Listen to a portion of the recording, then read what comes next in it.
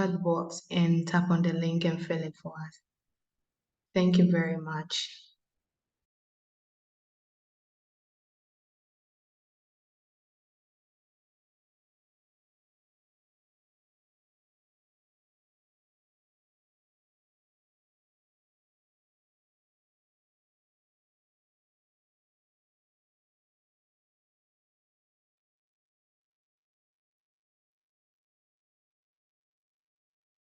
All right, so we'll just kick start. So for some of us, or for those of us who are new today here, I would like to just mention that this is a research, innovation, and commercialization project that is connecting stakeholders across the research and innovation value chain across Ghana. And this project is done in partnership with RISA and UK Aid. So this is the capacity building phase of the project that is designed to equip researchers and innovators with the needed skills in their fields. So today we have here Dr. Gordon Akonyanga. He's a research assistant at the Council for Scientific and Industrial Research, CSIR STEPRI, and he also heads the Commercialization and Information Division.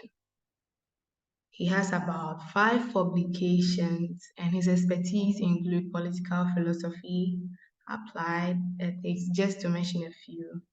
And if you are here, Dr. Yamga, the floor is yours. Thank you. Thank you very much, Chanesa, for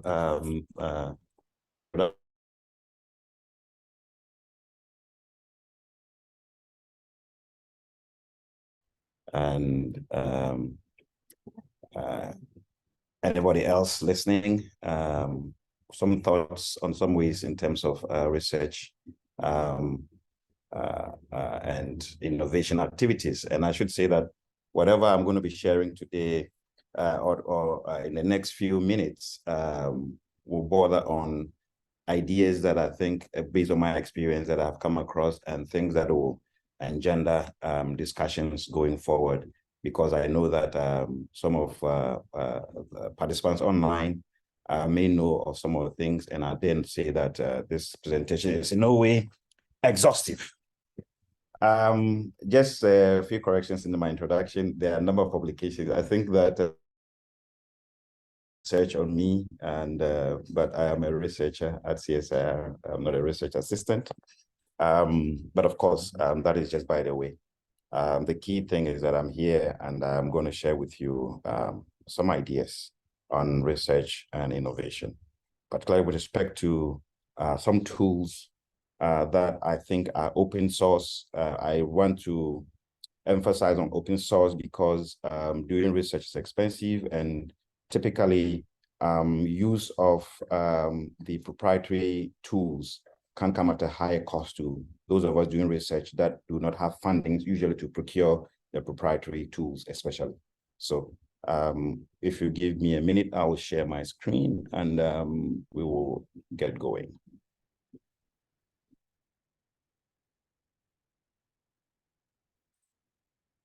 Okay.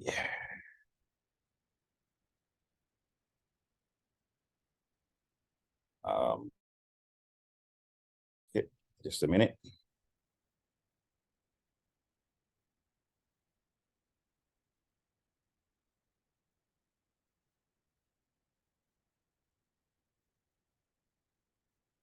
Just a minute, let me sort out this thing here. Okay.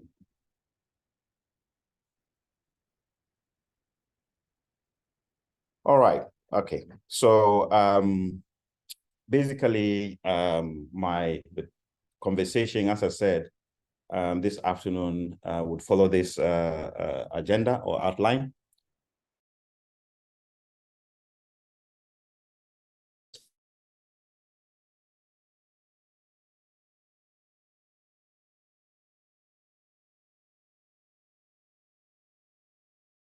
As I said, these are open source tools. I focus on open source tools because, as I mentioned earlier in my preamble, that usually proprietary tools can be expensive to procure. So, and there are a lot of open source tools out there that can facilitate the kind of work that we do.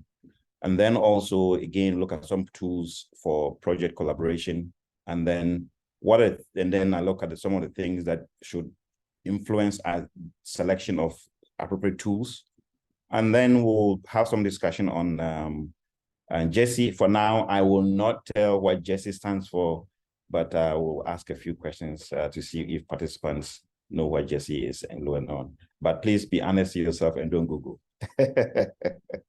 And then we'll end with the presentation afterwards. So by way of introduction, science, in this case, when I say science here, that includes research, and therefore science, technology, innovation has been accepted as a major driver of development. We all know the role of science. In fact, for those of us who are a bit older or maybe have read, the moment we got independence from the British, one of the earliest institutions that the first president established was institutions for science. For example, you can imagine that when in the days where other countries were fighting for independence, Ghana was already thinking about nuclear technology, and therefore Ghana Atomic Energy was established way, way, way back. The CSIR was established before then. And so we have known in our political or development history that science is important for development, and therefore in the long term for sustainable development, including economic growth. But also science is important for social change in terms of improving the livelihood of people, especially with engineering. The knowledge that comes out of science can help provide good potable water for people, can provide good nutritious food for people, but also through the deployment of science can provide jobs for people, and which is why we are here this afternoon, because we want to look at the innovation emanating from the work of science. But also technology goes on the other way hand, and on the other hand to impact the economic development. Technology changes the way we do things, and therefore how we do science and so forth. So there is this cyclical or intrinsic relationship between technology and development. Globally, it is widely known, for example, the Organization for Economic Development reports that about 50% of growth in countries is attributed to innovation. And therefore, there has been investment. In fact, I forgot to add this graph here. If you look at the developed nations, their investment, if you look at the quantum of investment in innovation versus their GDP, it is all highly correlated in terms of, the quantum of expenditure per GDP on innovation. And therefore, it's important that we take innovation seriously beyond just doing research. And because of our understanding of the connection between science, technology, innovation, and sustainable development, for example, in Ghana, we developed the science, technology, innovation for the SDGs. In other words, how can we deploy science, technology, innovation to achieve the sustainable development goals that the whole world has adopted as the development paradigm or the framework that guides development in the world. And so by way of that, I would like us to delve into Ghana's national innovation system, or what we call, those of us in the innovation policy interface, we always look at this system as a framework when we're discussing Ghana's innovation. And it's a framework that looks at various actors. In fact, it's categories of actors in the system. And so the Ghana system, it comprises several identifiable institutions and organizations that form this complex adaptive system. And I want to spend a few seconds to distinguish between institutions and organizations. Organizations are, for example, the physical entities, the administrative entities of institutions. For example, you have CSIR, that's an organization.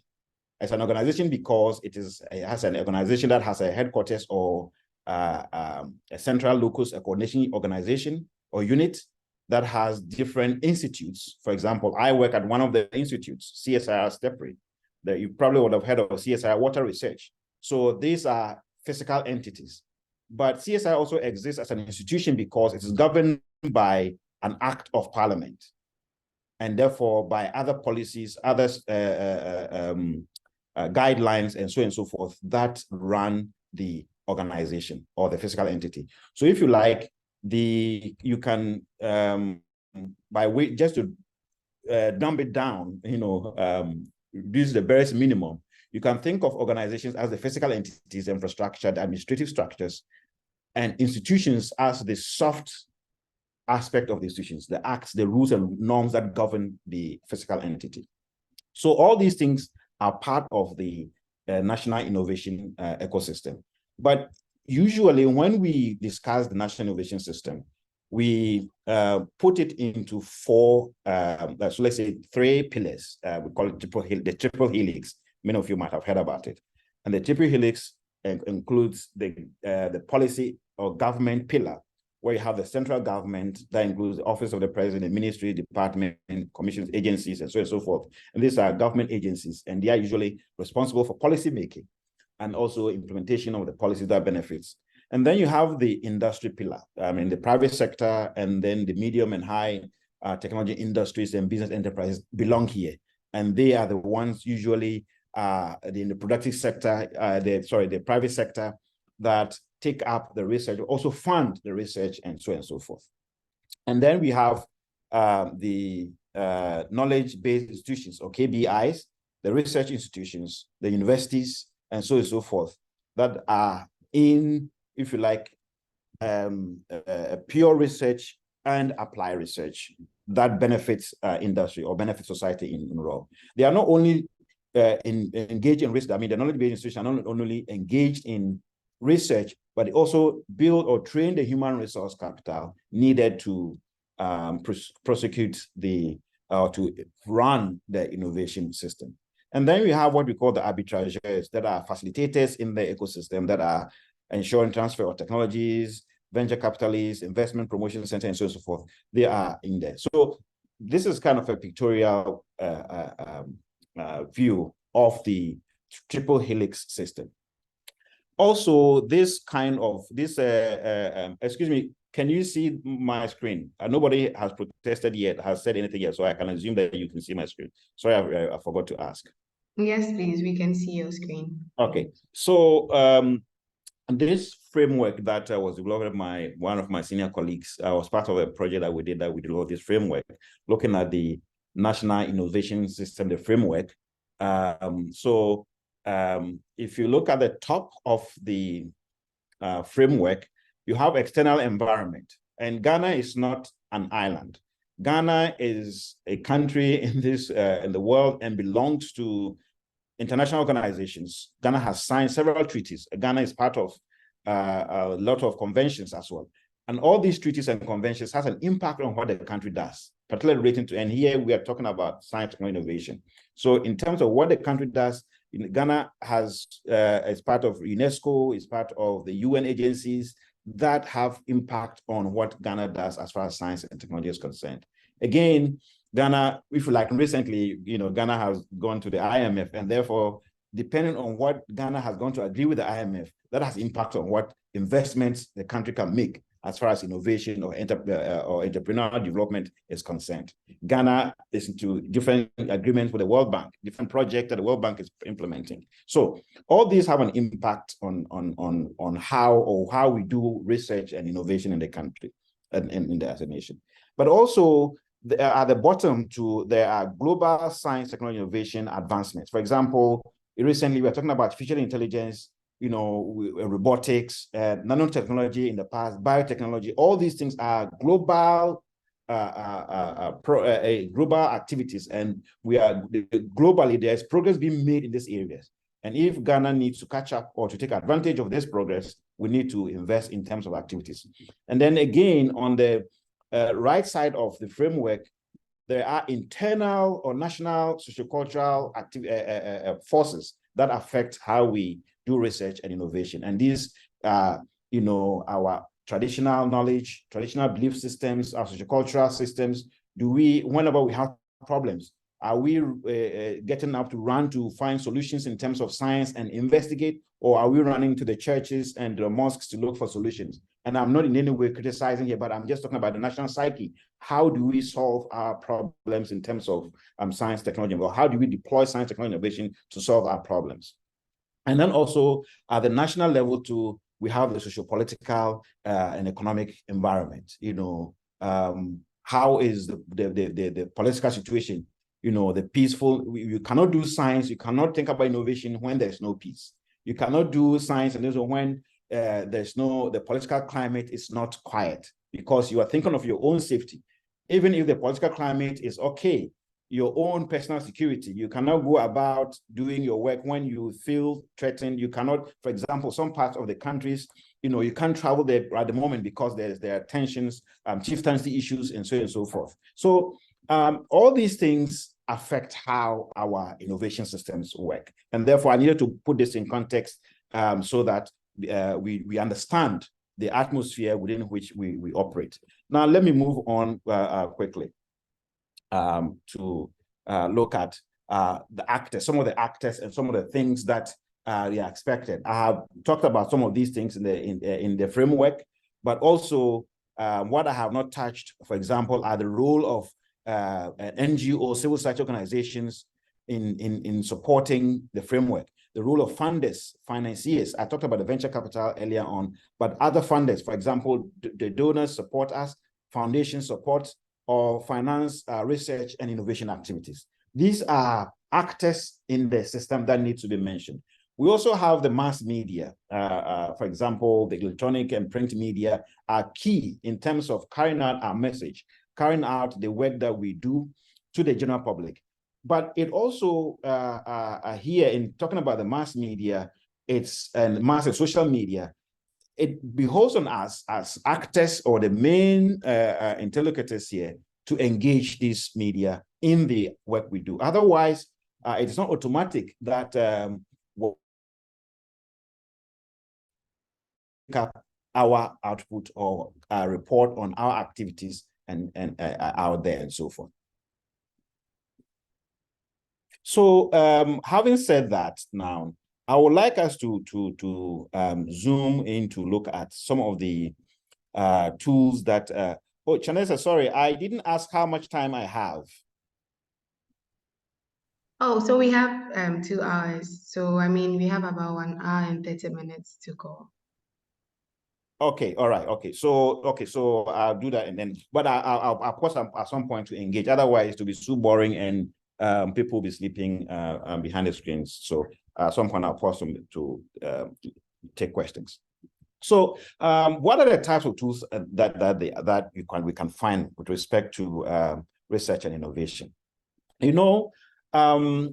Generally, those of us doing research and those of us also taking up the innovation aspect of whatever is done, there are several activities, several things that we do at one point or the other as researchers or as people in innovation. At one point, we will be looking for money, funding or finance or funding to prosecute our agenda, whether we are researching or we are innovating something. We are trying to work on something to reach out to the market, which is where I look at innovation. Again, we will be searching or researching for information, be there in the form of literature or data. And these are things that we do as researchers and innovators. Again, where we do not have data by ourselves, by virtue of our own, the operations of our main businesses or activities, we'll have to collect the data from somewhere, right? And then that data, to make meaning out of the data, we will have to analyze the data. It is not for granted that we have to go to school. I know for those of us who you've had your first degree, you would have taken some classes at least at the level 300, something in research methods or something like that, and you'll be required to do a project work before you. And the intensity of that activity gets higher as you go higher up in the academic ladder. So the data collection analysis are key aspects of things we do, whether we are researchers or whether we are entrepreneurs that are looking at innovations. And of course, writing is key, because how do we communicate whatever we have analyzed, or whatever we are thinking, our ideas, out to our stakeholders, whether they are funders, whether they are people, partners we want to get in to join us in our in innovation or in our enterprise, or other collaborators we want to work with on our research activities. And then also, we need to look at the intellectual property of our activity, our research, or our innovations. We need to protect our intellectual property arising from the work we do.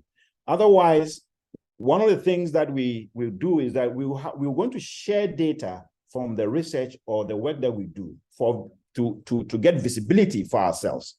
But if we don't protect the commercial component or aspect of the data or the information that we can turn into commercial viability, or we can turn to commercial product, and we put it out there, then we have lost, first of all. Second of all, we may not have the opportunity to attract funders, because usually funders or financiers, we're looking at the commercial viability of the work we do. And if we have protected that aspect, then they know that that knowledge is exclusive. If they're investing in it, it is exclusive to them, because you have protected it in some ways. So therefore, protecting the intellectual property of our work is important prior to disseminating such work that we have done. And therefore, it's important that we have knowledge of what to do or where to go to find the resources to be able to help us in all these things. Research can be expensive, or the process of innovating or coming out innovations can be expensive. But at the same time, it can be inexpensive. And it depends on you, the key person, who is either looking at a problem in terms of the research you are doing, or the innovations that, in other words, if you are thinking of coming up with innovation, you are looking at meeting a certain demand out there, a certain need out there that you think that your innovation will seek to meet. Now, innovation here, we can think about innovation in different ways. I mean, that's another rabbit hole to get into if you want to go look at, because usually you can look at product innovation, process innovation, product innovation. So innovation, to the barest minimum definition, basically looking at an activity, a product, or a process to meet a need, a demand out there. In other words, innovation is not complete until it is on the market, meeting a certain demand in it. And therefore, there are several ways in which we can make that inexpensive. One is to try to focus the activity. We need to think critically about the design of our research, about the design of what we want to look at innovation. Often we have the ideas and we are eager to jump onto the research laboratory or to the research table or to the innovation, whether it is our computer or just a simple desk with a notebook and pen to begin to start working. But we don't spend a lot of time thinking about the design stage, and which is very important, because once you design your activities critically, then you've mapped out a clear flow chart in terms of what you're going to be doing up next. And therefore, you save a lot of cost, because you are able to prioritize what you need to do, what the activity, whether it's a research or innovation, needs to be done critically. And therefore, you can allocate your meager or limited resources or financial resources. I mean, resources here, I use them in general to include financial resources, your personal resources, personnel, and then time-wise also all these are resources that you dedicate in terms of what you're doing, whether research or innovation. And therefore, you need to spend time to design the activity. But also, there's nothing new under the sun. And therefore, before you hit the road running, you also need to look at what has been done in the past in the area, whether the research or the innovation. You will end up, you would come up with a brilliant idea, and you get onto Google, and you put in the idea, keywords to search, only to find out that, oh yeah, it's been done. But yes, it has been done, but perhaps in Myanmar, Vietnam, or Laos, or in Southeast, but not in Ghana. So innovation, again, doesn't mean that it is wholly new. Innovation means that it could mean that it is there, but it cannot be introduced in a specific area. It's not a specific market. And therefore, you can find ways in which you can scale that down, or scale that up, or scale that widely to fit into the market in which you are. And therefore, you can rely on previous research, previous studies, previous innovations to then also work on yours. But most importantly, focus on today is the fact that there are available, there are open source resources available by the magic of the internet and the computer. We can access such open source resources to use in our research innovation activities. And then, of course, we are in the era of artificial intelligence. I am myself new to, I have yet to, the popular one, ChatGPT, or the GTP, correct me, guys. The popular one that is being used is there. There's AI that can do a lot for us. And if you spend time learning AI and how to deploy it in your work, it will save a lot of time. It will save you a lot of effort. I have read about it, but I have not yet used any artificial intelligence for my work. Oh, of course, I can say that I have used Siri on my telephone, my mobile phone, to make phone calls. I just say, hey, Siri, call this person, and the Siri will just do that. Or Siri, I want to get here, and Siri will just go, start the navigation app and then lead me to where I want to go. And that's the extent to which I've used artificial intelligence here. So I am artificial intelligence literate, if you like, in that regard. But there are a number of tools there that we can also adopt. And all that we need, as I said, is to spend some time learning about these things and how they especially meet our specific area of activity so that we can deploy them. So let's take the tools one by one. And as I mentioned, as I highlighted earlier on, the various activities that will require the tools that I'm going to talk about: the finding, funding, data collection, data analysis, writing, intellectual property, and dissemination. So I'll take funding first. So funding, typically, for those of us in research and also innovation, typically to look for funding, you have to apply to grants for basically respond to requests for proposals. And proposals that you have to compete with other companies or other researchers. Even in your own company or in your own research organization, you may be competing with your own colleagues to access the grant. And therefore, there are several of them, but it's difficult to put out this one. But I want to point out a few areas where usually we can find them. You can have competitive grants coming from government of Ghana sources or Ghanaian sources. If you spend some time, and one of the things that I have done is to have this notification on Google Alerts. You can use Google Alerts. So Google basically knows a lot about you, and therefore knows about a lot of everybody. So, you can have Google Alerts and certain keywords. And once those keywords appear on the internet, Google will alert you. So usually you can set up Google Alerts on certain calls in specific areas of your field. And therefore, depending on the frequency in which you want Google to alert you, they can alert you to do those calls for proposals or calls for expression of interest. And you can also visit various ministries' websites. Usually they would put those things there. But also, because of procurement rules, they are also required to advertise these calls in the newspapers. And so sometimes they are there, But I must tell you that there are all kinds of political economy aspects when it comes to applying and obtaining those grants. And so, yes, you can try your luck, but yeah, it's a good honing ground to start making calls.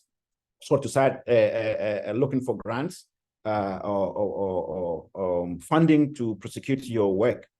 But also, I put this one here, which is the Ghana National Research Fund. The law has been passed, in other words, an act of parliament. Parliament has passed the law, but it is left with it to be established and for it to start running. So I'm putting this out here to say that, well, keep your ears and your eyes open and be looking out for it. Perhaps in the near future, it is something that may come up, and that's something that you could find funding for to fund your research and innovation activities.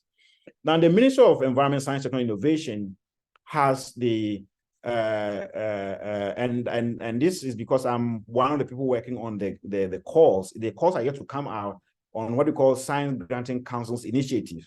These are purely research based, and the funding there is really small.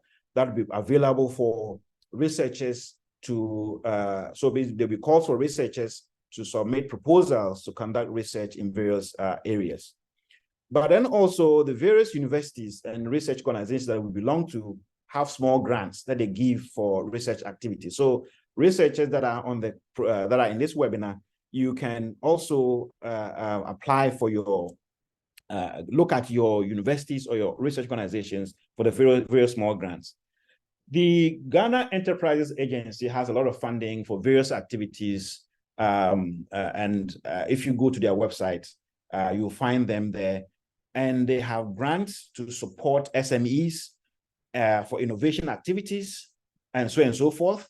And so this is one area where if you're not a researcher, you can, and you are somebody in the innovation or an entrepreneur who would like funding for your activities, you can look at for the funding, the various funding schemes that are there.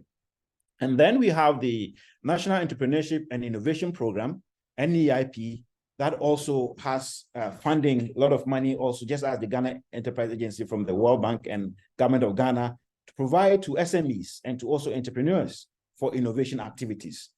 If you're not aware of this, there's also the Commission for Vocational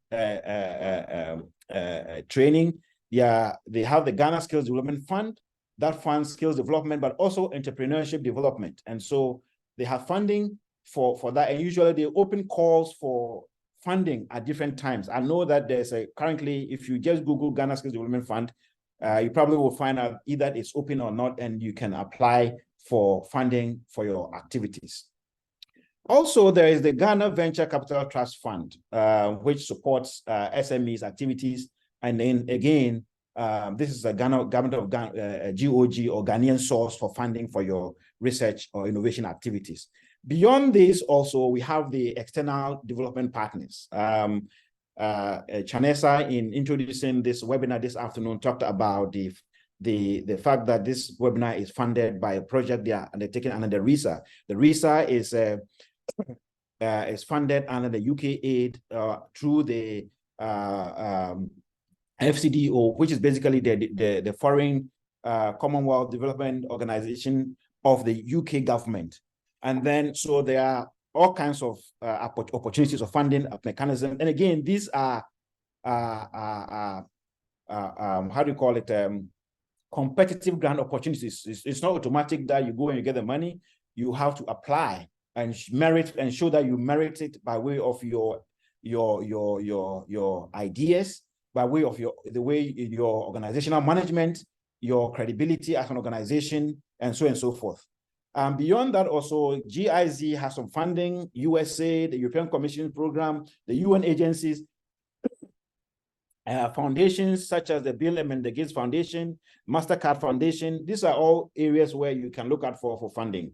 And I have not, it's difficult to single out one of them, but I have listed them here such that whenever you get the slides, you can Google them in and search and look at the criteria, because each one of them has eligibility criteria.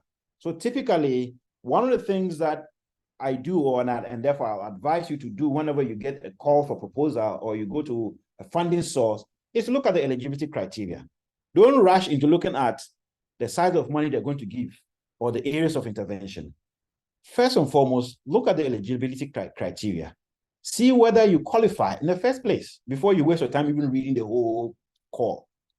Because if you don't qualify, you would have spent your time reading the whole thing, whereas that 1 hour or so that you would have spent reading, you could have spent it responding to your emails, for example. So look at the eligibility criteria and look at what it takes to qualify to apply for the grant or to apply to submit a proposal.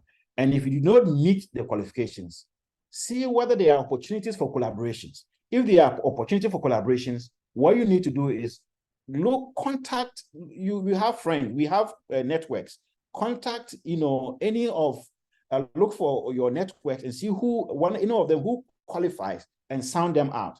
Forward the call to them to say, hey, look, this is a call that has come out. My organization does not qualify, but I think you qualify. Can you put in help? And if you think that you have ideas that can support, you can support this entity to put in the call for proposal and so on and so forth. Okay, of course, I wanted to also mention that beyond the foundations, also we have the IDRC, which is a Canadian fund, which is the International Development Research Center, that also provide grants for funding research and innovation activities. And then also we have foundations. We have, for example, large corporations that have their foundations that have money to provide funding for research and innovations. For example, we have the MTN Foundation, we have the Vodafone Foundation, we have the Cosmos Innovation Center, and so forth, that also provide funding for your research innovation activities. Beyond these, we have also the multinational corporations.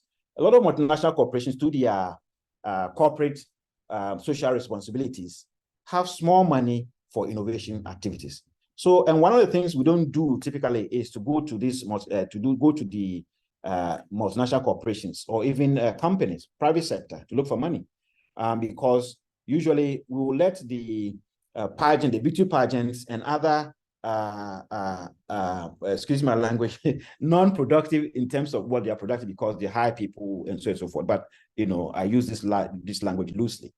Other non-productive who go there for sponsorship and to do this through these corporate social responsibility budgets that they use to sponsor these things.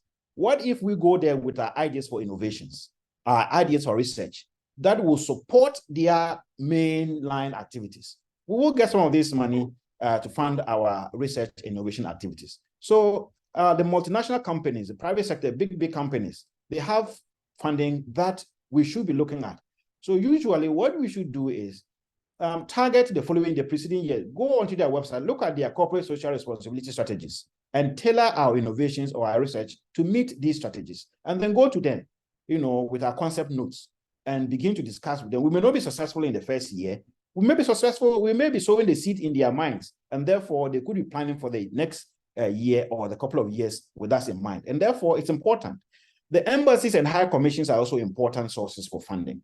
We've talked about the UK aid, for example, through the British High Commission, and then also the British High, the JICA, the Japan International Corporation, the Canadian Embassy, the Swiss, and so on and so forth. They have, and the Netherlands Embassy, they have various mechanisms through which they provide funding for research and innovation. And therefore, the idea is to look at their website, to look at their strategies and see how we can design our concept notes, our calls, and so on and so forth to meet their strategies and their core mandates. Once that happens, definitely they will begin to engage with us in terms of funding our project, our research innovation activities. Another place where we can find funding, or usually you can, excuse me, let me take a sip of water.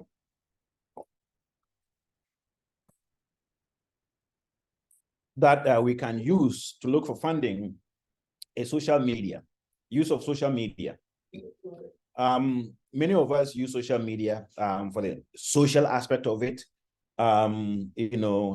posting. It's good to go and de-stress, to have fun, laugh, and to lower your stress levels a little bit.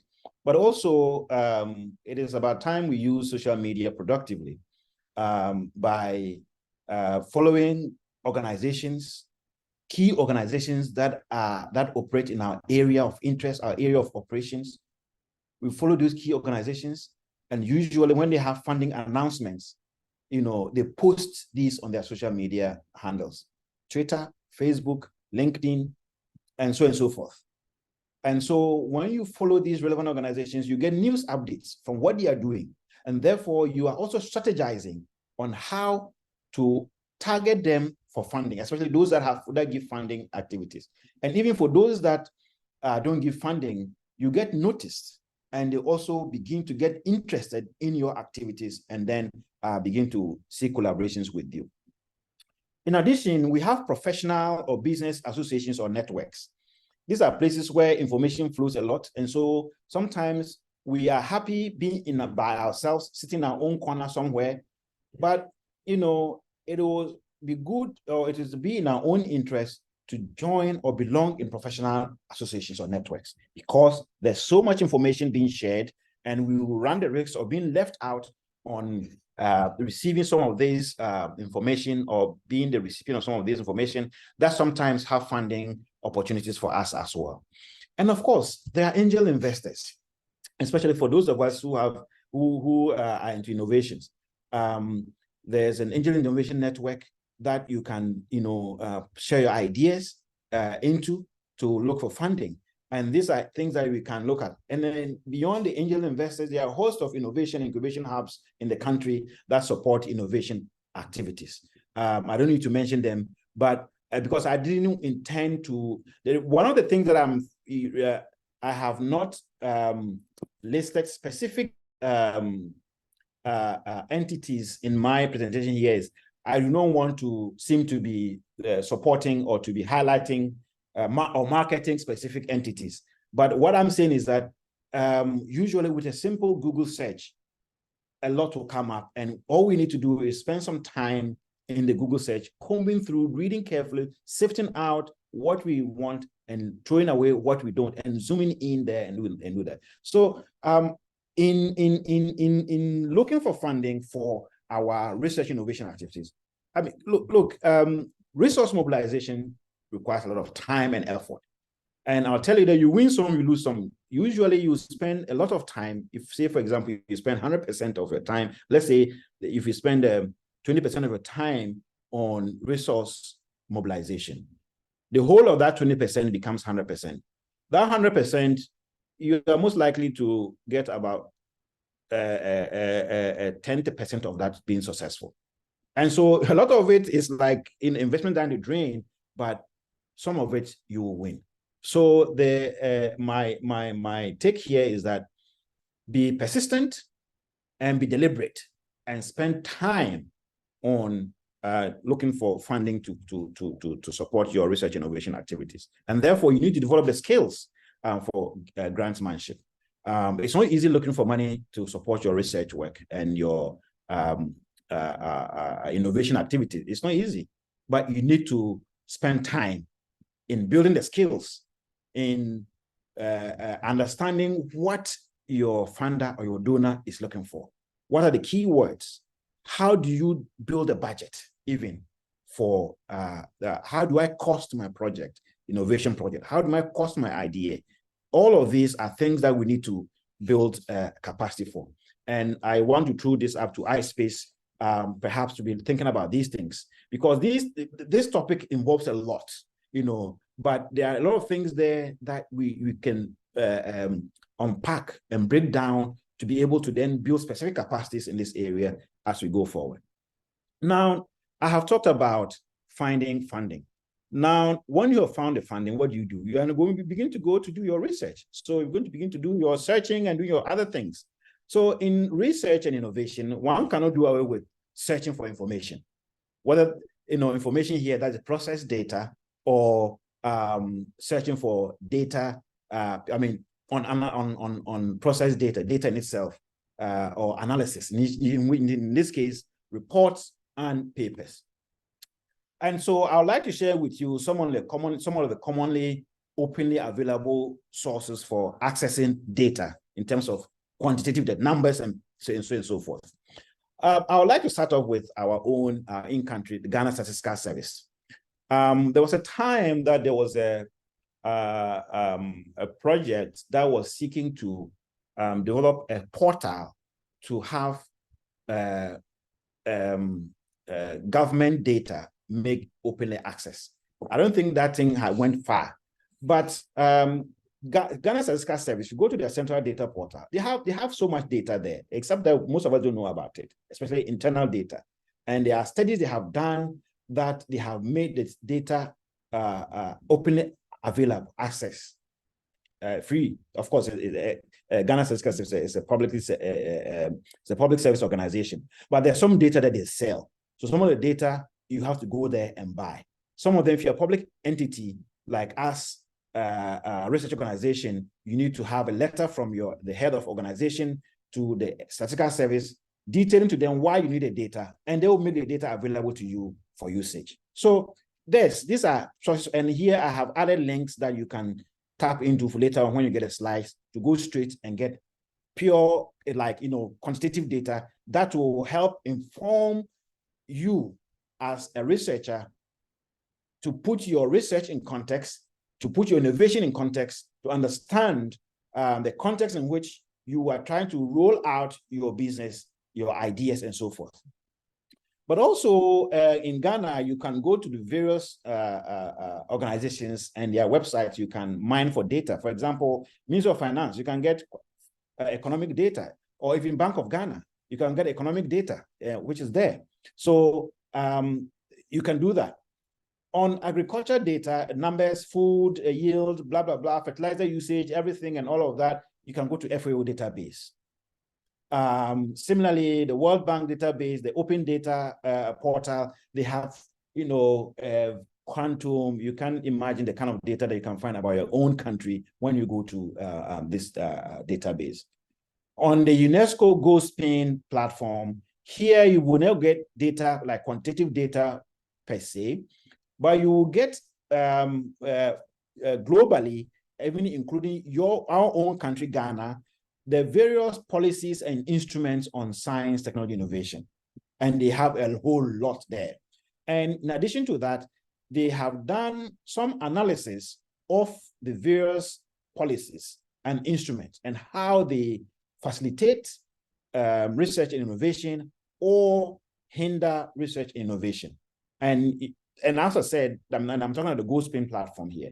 And as I said, they do that for multiple countries. And so if you want to compare our country with other countries, you can do that. But if you want to focus on only our country for the purpose of your own consumption, there's a whole lot that you can spend time doing there.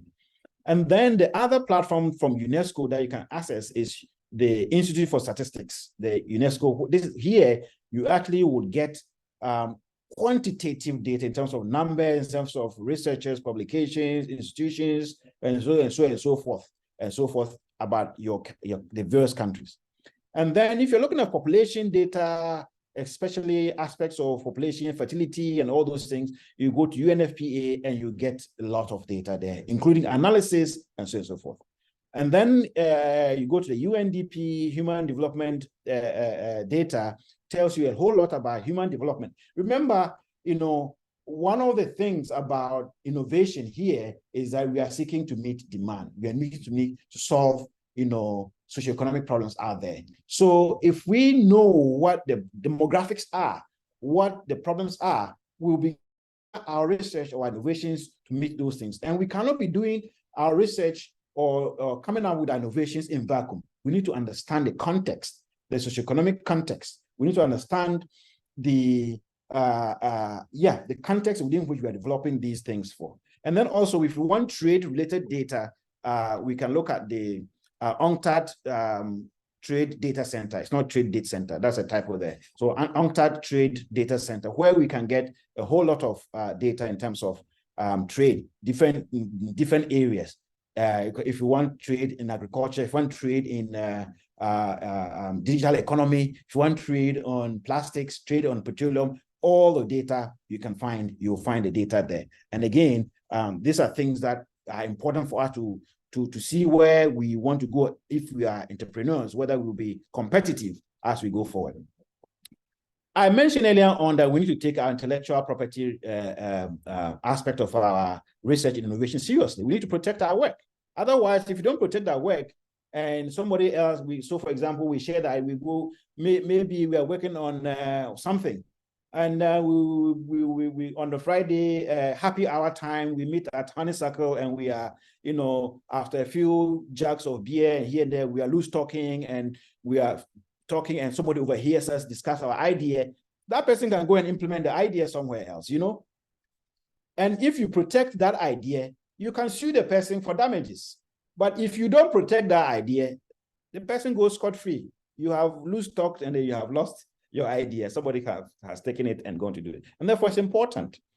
And so there are several steps to take to protect intellectual property. I'm not going to go into that. That, again, should be a topic for another day, because that is a whole rabbit hole in its own. But there are places where you can get data on what has been protected and what hasn't been protected. And where to get that data is the World Intellectual Property Organization. And they have different databases that you can go to check to see whether what you are seeking to protect, has somebody else protected it or not already before you do that. And then you can, so for intellectual property, this is where you want to go as far as our researching aspect is concerned. And then, of course, there are international data repositories where you can go to find data. Some of them I will talk about it when I get here. But when you are doing research, you are not only looking for data. Data is one aspect, but also, as I mentioned, you'll be searching for literature. You're searching for reports, because literature is where you find analyzed data. Somebody has written about something that will make meaning for you in terms of how to run a business, how to manage the technology you are trying to come out with, you try to deploy, or even how to develop the technology. You don't have all the knowledge. And so it is in reading, in acquiring further knowledge in the literature, that you can get more insight into what you are doing. And therefore, again, you can go to websites and repositories of the knowledge-based organizations. For example, University of Ghana has a data repository where they deposit all the theses, the dissertations that have been worked on by masters, PhD students, even professors, lecturers who has published some papers that are making open access. They put all of those there. And I know that some of the universities do have open repositories. The CSI also has an open repository where you can go there for data and other things that are there. But beyond this, also, there are places where you can have access to open access literature. For example, you have the Journal of Innovation and Entrepreneurship that is hosted by Springer. Springer is a publishing company, and so forth. But to be able to access the whole lot of directory of open access journals, you can go to the in order to have access to the lot of the open access journals, you can go to the directory, and that is the directory of open access journals. And there's a link here that when you get the slides, you will click, and then you take you to the link to the page where you can scroll down to see the specific journals that are relevant for your area. And once you go there, you can then also go to the specific papers that you are interested in to download. The other source tool that I have used is the PDF drive. It's a platform that you can have access to books, especially. And so you can click on the link, and it'll take you to the PDF drive web portal, where you can just search keywords or titles of books you are looking for, and they'll come out with a whole lot. And one of the things that I want to sound a caution of is that you should be aware of malware, worms, viruses in general, if you like, that can infest your computer whenever you download some of this open source as document, and especially if your computer is vulnerable. And so usually you need to make sure that your computer is safe by activating the various layers of protection that comes with your computer when you buy them. And if you don't have them, it will be bad to invest in some antivirus here and there. And then beyond the PDF drive, you have reports from various organizations. And if you go to their website, you can find various kinds of reports that are posted there that you can download for your listen. And this is a directory of this one here, just shows you a directory that you can go to for open access data. And when you get a slide, you can follow suit and access later. Now let's look at data collection, because you have gotten your funding, you have done you have gone around, looked at secondary data, look at databases to download data, to look at, so and so forth. In some instances, you don't have the data and you need to collect the data. You need to collect the data probably means coming to talk to me in my office, coming to interview me, or coming to interview a key person, coming to talk to a specialist. It doesn't mean that you're going to run a survey as we did when we were in school, or as we researchers do when we're running surveys. No. Collecting data can easily just means, going to stand, for example, if you're going to develop say, an innovation, a transportation management tool, you can just go and stand at the road transport, a road somewhere and count the vehicles that are passing. And you want to see the number of vehicles passing that road per hour or per minute. And so you're collecting data. So data collection can come in different forms and all of that. So there are several tools that you can use to collect your data and to analyze the data. And again, I'm talking about open source, free tools that are out there.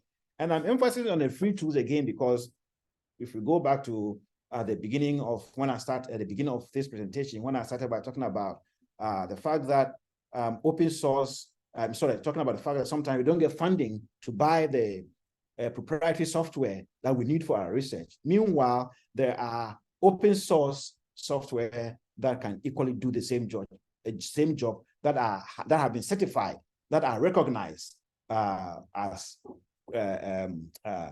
legitimate tools for doing research and for enhanced innovation. And therefore, let's look at some of them as far as data collection analysis are concerned.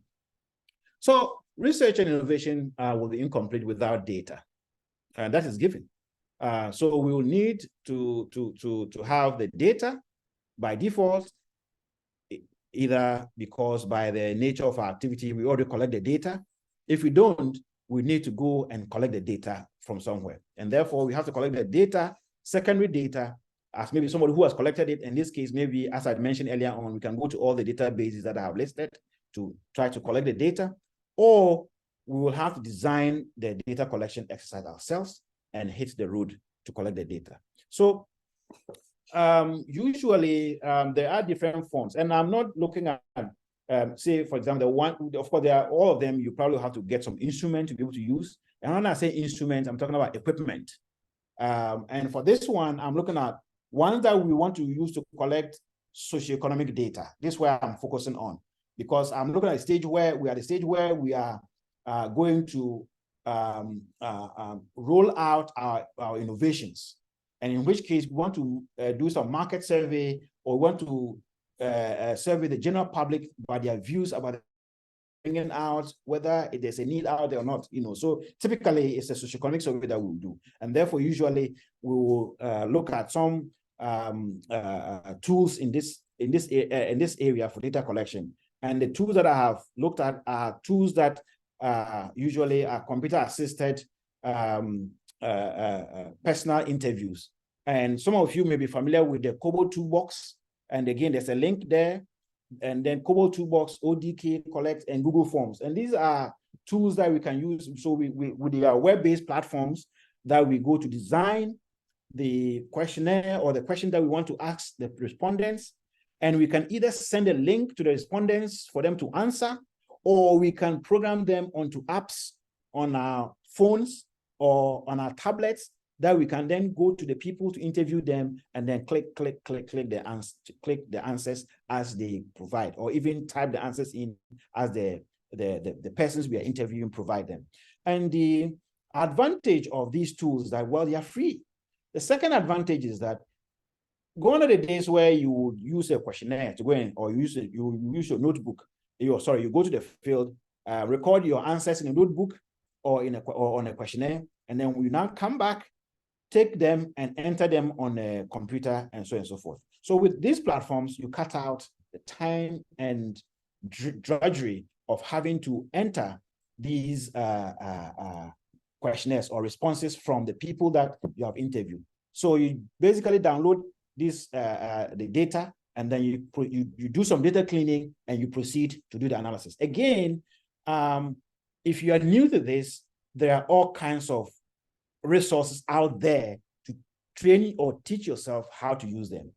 There are several YouTube videos, and I have taught myself a lot of things by just watching YouTube videos. So YouTube videos, don't go and watch YouTube videos to entertain yourself. And yes, it's good to entertain yourself and to recreate, to refreshing and all that, so that you don't burn out. But it's also good to use YouTube videos productively by basically just typing a Google search, YouTube video, how to program COBOL toolbox. That's all. And you come out with several videos that you can spend hours learning a skill that can empower you to be able to carry out your research innovation activities. Now, when it comes to analysis, you don't collect the data. Yes, I should mention that ODK Collect and COBOL Toolbox at some point we can provide you with some tables and some figures. Even when you collect the data, you don't need to run some analysis or run some anything, but they can provide you some descriptive statistics of your data that has been collected. So that's one thing on the tools that I have mentioned here. Now, in terms of open source data for data analysis, one of my favorite that I have been learning recently is R. And R is really good. But the thing with R is that R is like a programming language, but it's also simple to learn. It is really simple to learn. And it is open source, it's free. So there is the base R that you download. And then, of course, I mean, in order to be more productive and to enjoy using it, you need to have the R Studio that will give you a better interface to be able to visualize what you are doing, your codes and the outcome, the results of your code, and so on and so forth. I'm not going to go into details. I'm just, bringing this out as introduction so that where you find them useful and interested, you go and build a capacity there. Because I'm just saying that these are open source tools that are there. But this is for data, quantitative data analysis. For analyzing geographic data, you need, for those of us who are interested in GIS, QGIS is open source and is there. You can, integrate your statistical data to your geographic data to be able to analyze if you want to see whether it is convenient to locate your enterprise here, whether you're trying to see your clientele base, the concentration of your clientele base on a geographic map, and so on and so forth. These things can be done better using a GIS-based kind of analysis, and that is you can do that with the QGIS, which is open source. The proprietary one is ArcGIS or Esri, from Esri, but QGIS can do the same thing for you as Esri's own can do for you. So, and it's again free. One of the things that you need to do, again, there are YouTube videos that you can spend time learning how to deploy these tools for your research and innovation. Now, you have done your analysis and data, so you need to write. In the process of writing, there are the tools for drafting and those for preparing citations. I've talked about intellectual property earlier on. So for the intellectual property, before you go on to write and disseminate your work, I mentioned earlier on that you need to protect your work. And the WIPO, you can go to WIPO to see what has been protected, what hasn't been protected. But the best place to go to protect your work, to start off with the process of protecting your work is to go to the Registrar General's department. There is the intellectual property, I've forgotten exactly how they call it, but there is that division or unit there at Registrar General that can help you go through the various forms. There are different levels in which you can protect your ideas. You can just do a trademark. You can just do industrial design. You can just do anyway.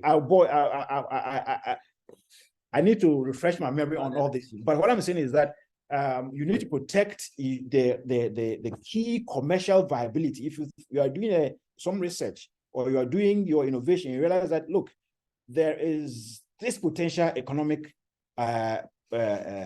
outcome of this research. You need to find a way to protect it. And you need to go to the Registrar General Department to see how you can protect it, and you can protect. So you see how to protect see how to protect the idea. Sorry, excuse me. Selena, you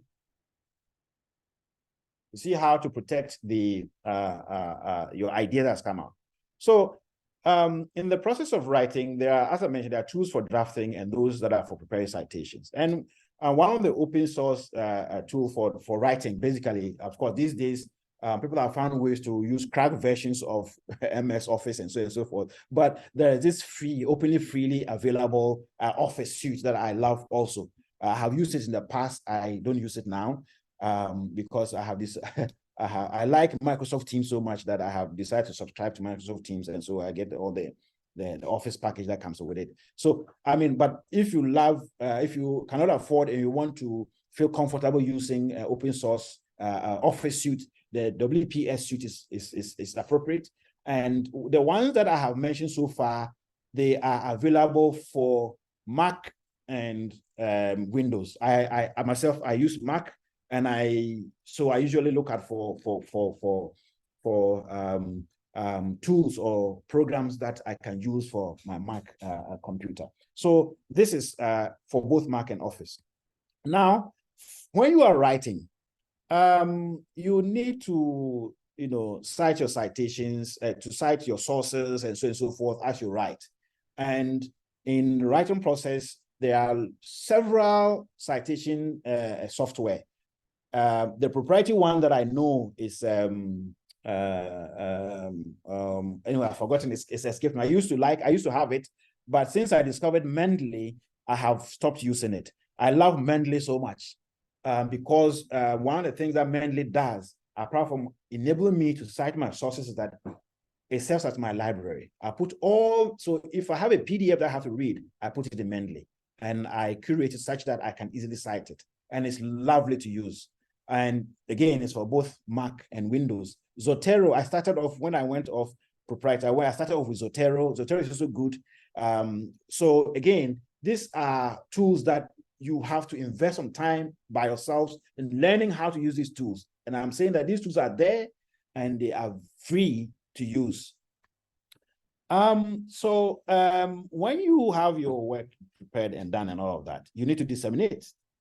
And you can disseminate, if you are a researcher, as I am, you can disseminate through conference publications, participation in conferences. There are free conferences, there are paid up conferences that you can find, and you need to invest time in finding them and submitting abstract and attending and presenting your research work or your innovations.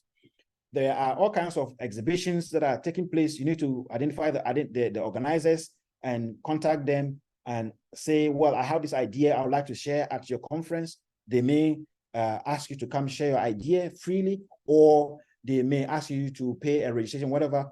Or one of the ways in which I found to do is to if you are not presenting, to attend the conference. And during the Q&A session, you find a crafty way to talk about what you're doing, your research work, and try to link it with what has been presented by the session you are attending. And this is one way in which you can get your work out there. Otherwise, you can publish your work in open journals. Academia has a journal that these days they keep sending me all kinds of papers for me to review, and it's free of charge to share. ResearchGate is one of the places where you can post your work, your innovations to give visibility.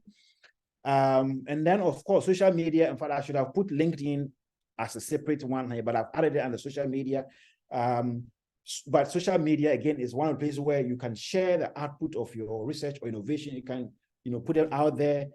You can design you can make very brief brochures, design them nicely, have nice illustrations, and put it on your social media handle to Twitter, Facebook, LinkedIn, and so on and so forth. to give visibility to what you are doing. Now, why are I've been on and on and on and on and on and on so far on these tools and so forth. And so let me backtrack a little bit and say, in what ways or how can these tools drive our business growth? You will think that they are only tools for research, but as entrepreneurs or as innovators, we need to invest also in doing some small research, even if the research has been done prior to we adopting it for over there. The research innovation tools described so far are not exhaustive of what is out there. I've mentioned this before, and it is because day in, day out, people are coming out with all kinds of tools, all kinds of platforms to foster research, innovation, and even collaboration, and so on and so forth. And so all you need to do is that spend some time, do some, even if what I have presented so far may not be useful to you or you already know. And again, as I mentioned, even if you already know or you don't know these tools that I've shared so far, it won't hurt to spend some time on Google, on YouTube videos, learn how, and some of these platforms they even have resources on how to learn or how to use their tools, and they are very useful to use.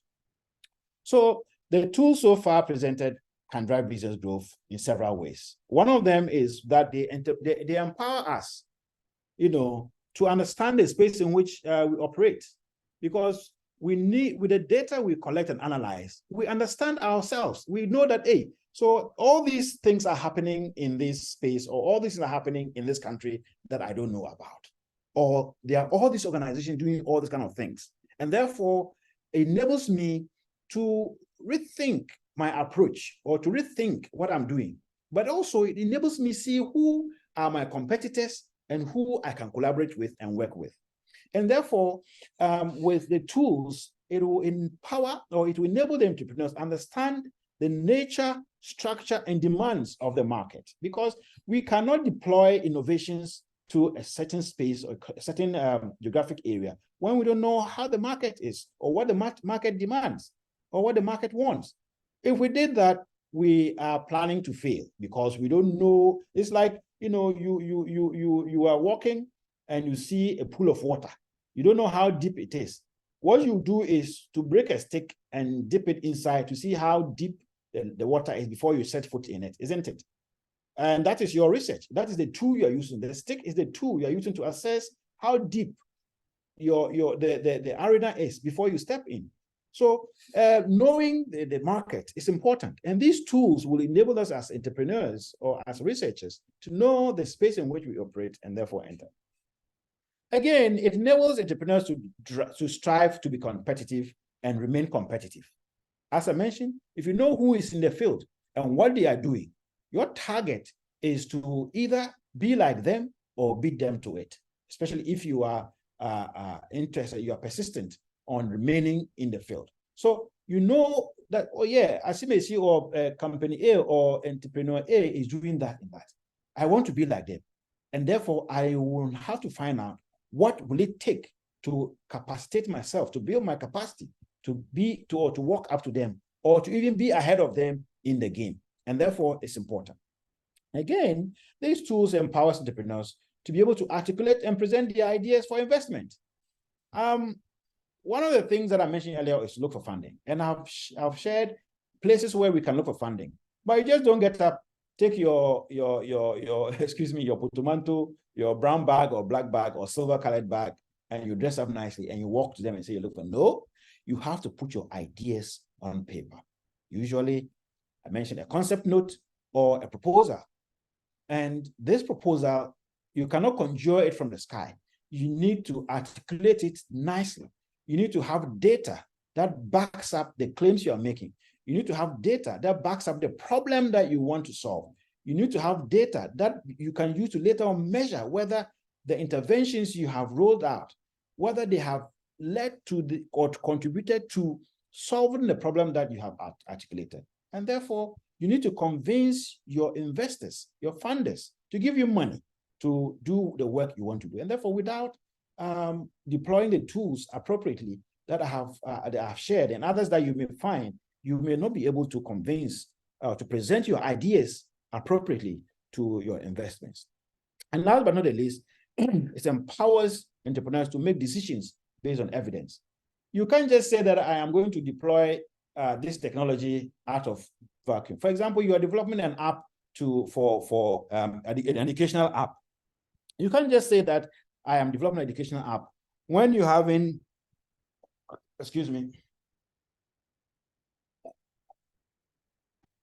when you haven't done the research, or when you don't understand, you don't have the data that tells you how many students at the level in which you want to deploy will access the app that you are going to deploy, or how many people or students or people, exactly, let's say people you will reach in deploying that technology or that app. You need to have the data to say that, look, maybe I am targeting upper primary, and therefore looking at the Ghana, if I go to Ghana Education Service, where they publish enrollment rates annually, although it may be a year or so behind, where they publish those things, I have the figures. So I know nationwide that there are X number of students at the lower primary. And therefore, if I were to deploy this app, this were the potential number of people I'll be targeting. And this is the potential number of people I'll be targeting to make the impact that I want to make. And therefore,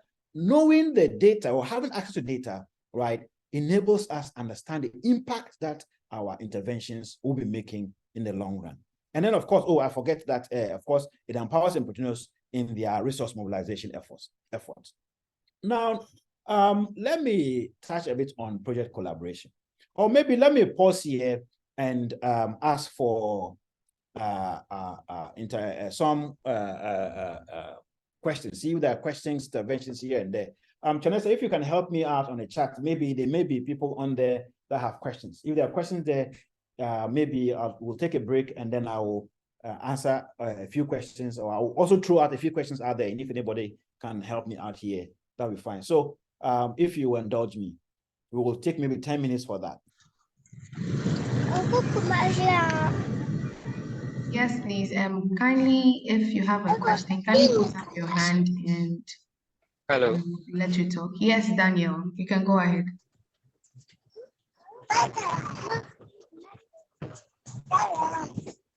Hello, Daniel.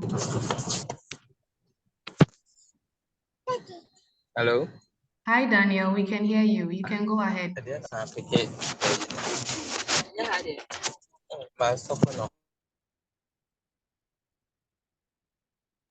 Hello, Daniel.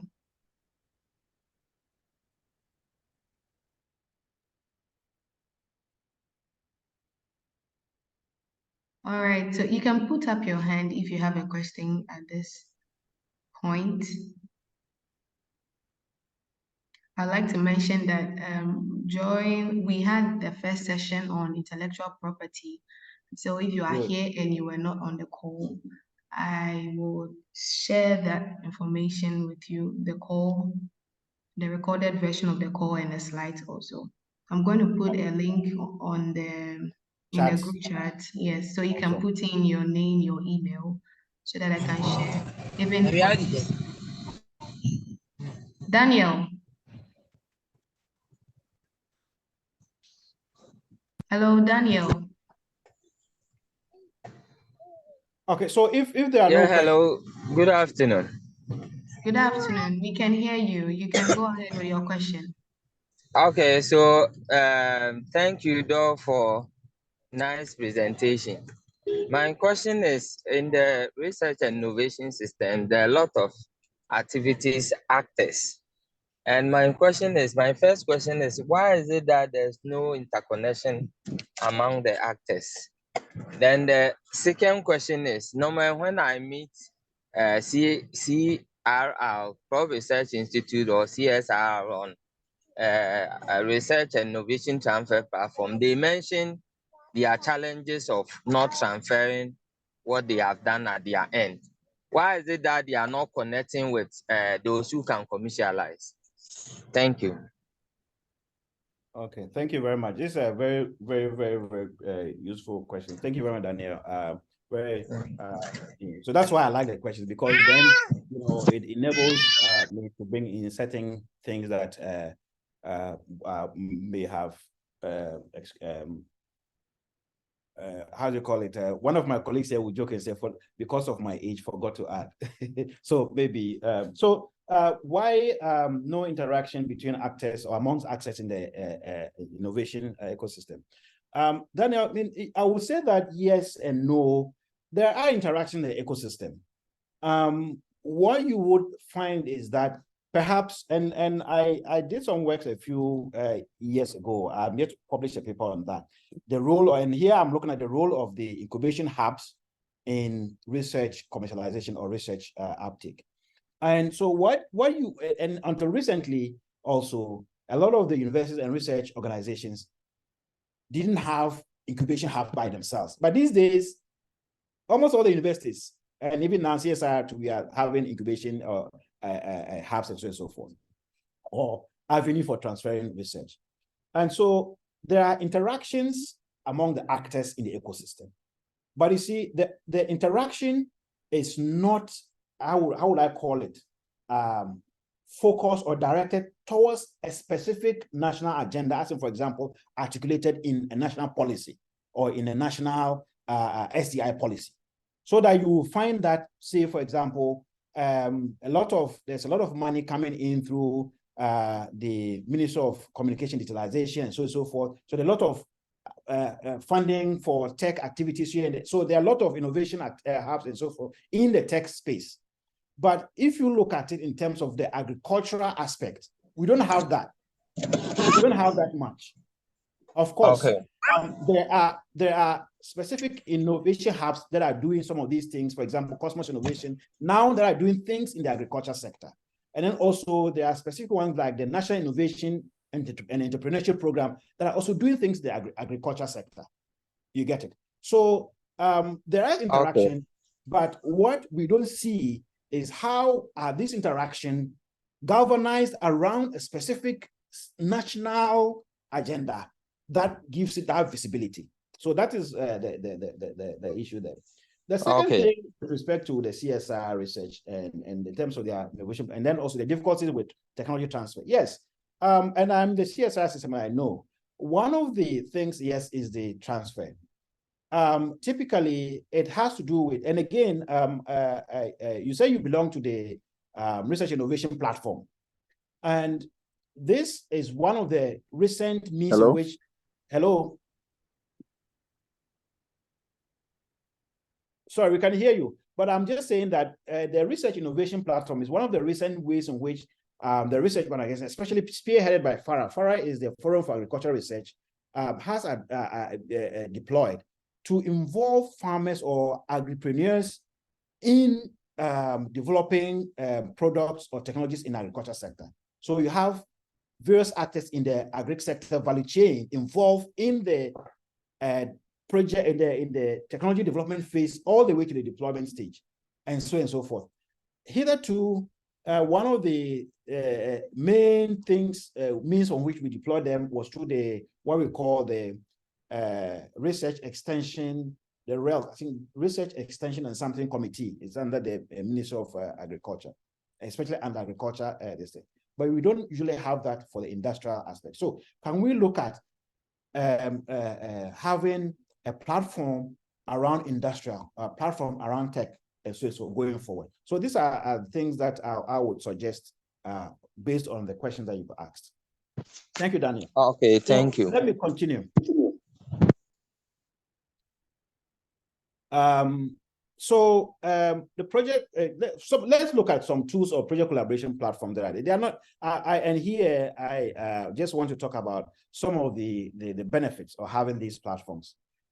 Because the project collaboration platforms are important tools for research and innovation, because, you know, especially if you're not one person, even if you're one person and you are working with other people, right, you need, you can have these platforms, because the platforms, you know, they enable us to think together. They have mind mapping kinds of plugins or apps that can allow us to brainstorm, to connect ideas, to see how our ideas connect together from inception, implementation, to output, and then therefore the impact that may emanate from all of that. Again, it allows our project members to contribute to the project at the same time.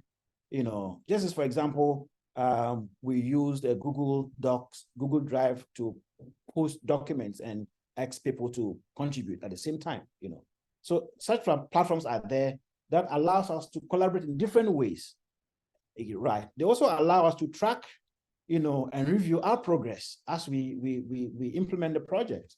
And then for group communication, you don't send one email or you don't call this person and then I have to call this person. Of course, if you have a lot of data and all that kind of thing, you can do a conference call, but also it is better to have the platform where you can, for example, we are having about 47 people. In fact, earlier on I saw we had about 52 people on this Zoom platform. It's a communication. We are communicating ideas on this platform. So we can have that effect of reaching out to a multitude of people at a go. And then also it facilitates ease of access to past data and records with respect to what we have done.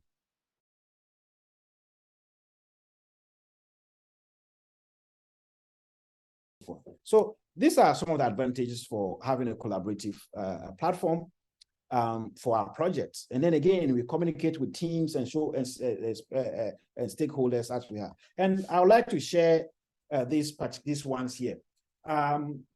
This is the top 5 that I found. These are platforms that you can collaborate on. And I like particularly the Open Project, which is good for project collaboration. And then also I like the big blue button, which is appropriate for especially if you have a training program for classroom kind of thing. So it's appropriate for training, collaboration, and so forth. So again, when you get the slides, you have access to this, and then you can go in there and learn about how to use them and so forth. But what should you look at for when you are selecting some of these tools? In selecting the tools for research innovation tools for research innovation, you should consider the following. The goal of your activity. What are you seeking to do? Are you doing research for the sake of research, or are you doing applied research that informs some implementation of an intervention, or are you doing the research for the sake of, sorry, that's my timer disturbing me right here. So are you doing the research for the sake of deploy your innovation? So you need to look at your goal, and that way will inform which tool you're going to pick for your role. Definitely, as for funding, you definitely will need funding, unless you have already secured the funding, or unless you are funding it yourself. In that case, yes, you've secured your funding already. Otherwise, you need to look at it. Secondly, whom are you sending your outputs to? Are you going to be talking to researchers like me who are going to be asking you about, what theory underpins your work and so forth? I'm going to be looking at, okay, what are your sources? If you claim something, I'm going to say, but I have seen this why haven't you cited the source? So you need to look at who will consider your output, who will be looking at your work, so that you can tailor-make your output appropriately. And depending on the output, you go back to say, okay, which tools do I need to select to be able to generate the output that I need to output? And then, of course, do I have the funding? Do I have money? Do I have money available? If I have funding, yes, I can choose to buy or get consultants to do the work for me. But if I don't have funding, I have to be frugal. I have to be innovative in terms of how I produce the output. So I have to look at the tools that I have presented so far. If I don't have the capacity there, I need to spend time learning how to use those tools, understanding the ins and outs of the advantages, disadvantages of those tools, and therefore knowing what to do. If I have funding, of course, as I said, I can choose to hire consultants to do the work for me, or I can buy proprietary software and use for my analysis. At any rate, the proprietary software, if you don't know it, you still have to learn how to use it. So why don't you go for open source software that have been certified and are acceptable for usage, and then spend time rather learning how to use and deploy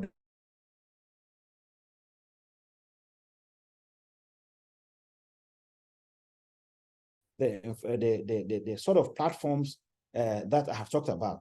They rely on computers or ICT. Do I have the infrastructure? Do I have a computer? And a computer that has the minimum OS. These days, we are talking about 64 bits and more and higher. So do I have the minimum OS, minimum listen to be able to take on the platforms that are available? If I don't, I will need to upgrade. I will need to invest in upgrading the infrastructure. And it's not only computers, we're talking about even our phones, handheld device or tablets, to be able to deploy applications, the apps that we can use to run these tools that I have talked about. So we need to consider all this and see, can we have the available infrastructure to be able to deploy these tools on for our benefit. Again, beyond the infrastructure, do we have the services?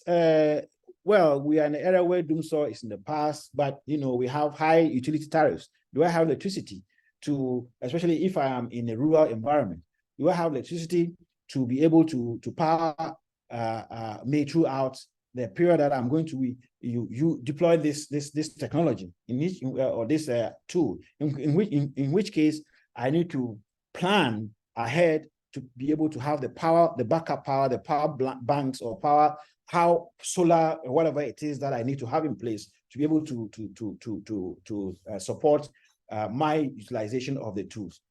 Also, internet is important.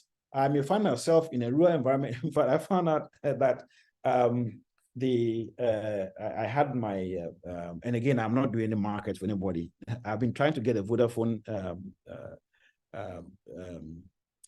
router for internet, and I haven't gotten it. So I have sorry, for the MTN one, but I haven't gotten it. But now I have the Vodafone one, and I traveled to my village with it, and trust to me, and my village, it was working, and it was faster than, it was like I was on broadband, And so it will shock you that sometimes in the village you get faster internet connectivity than you find in where I live around airport residential area. So so you need to assess to see what is the penetration of mobile data in the area where you are, and how would I be frustrated trying to download or trying to, especially with this platform, some of them are web-based, we're trying to work on the web whilst this is my network is not, my internet network is excuse my language, crappy, and so forth. So you need to assess and determine that before you choose the platform that you need. And then of course, ask yourself, do I have the capacity? If you have the capacity, you're confident in the technology you use, and go ahead and use it. But as I mentioned, there are plenty, and I have found it myself. I've learned a lot on YouTube videos, and I continue to learn a lot using YouTube videos. This is a free school, and of course there are free course education platform that you can enroll, like Coursera, for example. Even Harvard has some open source training program that you can learn a few things here and there, and so on and so forth. There are several of them, So assess yourself, your level of skill set, and if you don't, go out there, learn. You can pay for it. You can, again, as I said, there are several places where you can learn it for free. And then also, before you deploy the tool or you download and use the tools, the platforms, read about the reviews. Users will often rate and write reviews about the tool. Take them seriously, especially go into detail and see what people are saying about the platform, about the tools, and you learn a lot. And so you will then ask yourself, what I want to do. Would I want to continue to how do I call it, deal with this challenge, or can I check the other one that has positive reviews and comments. So that's very important when you are doing these things.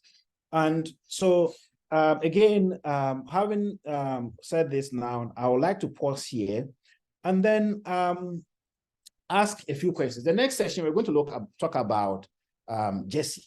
Earlier on, I said I wasn't going to define GESI, and so I was keeping that as a question, and I said, be honest yourself, don't Google GESI, and then when I get here, I'm going to ask you, what is GESI?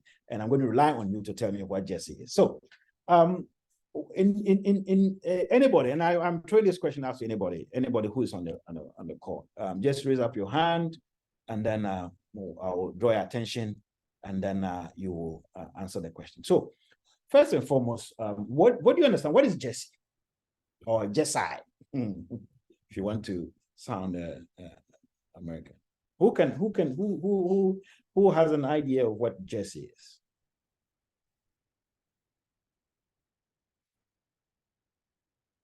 I don't see any hand. Should I just call anybody?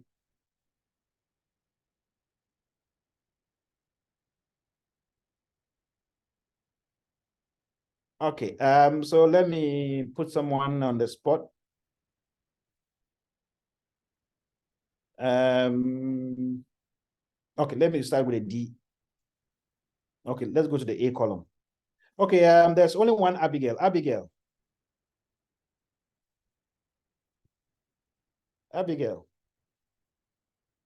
do you know GESI?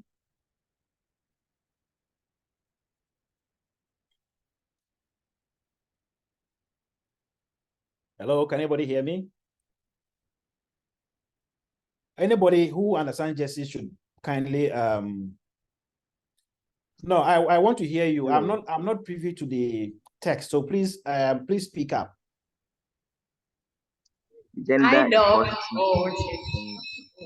So that's why I said raise up your hand so I could give you the platform. I could give you the, otherwise we'll be speaking out of 10 and other people will be speaking. So yes, who raise up your hand? In fact, at the beginning, I had wanted to make this a little more interactive because we are not in person, and so attention span and all of that will be out of the window. So I want to make this interactive. Nonetheless, okay, yeah. Richmond, Niadute, Richmond, your hand was up. Yes. So I think it's gender equality and social inclusion. Okay. So that is the meaning of the acronym. What do you understand about it? So basically, it looks at it focuses on the equality on. Good. Hello. Yeah, good. Yeah, that is you're right. Go on. Just to ensure that women and men are empowered to pursue specific human rights and some fundamental activities in that regard, like including them in social activities. Okay, thank you. That's awesome. Daniel, Chairman Ting. Hello. Yeah, hi, Daniel. Okay, about GESI, I have personal experience. Last 3 months, we tried to introduce some technology in the post-harvest and climate smart among maize farmers in northern region.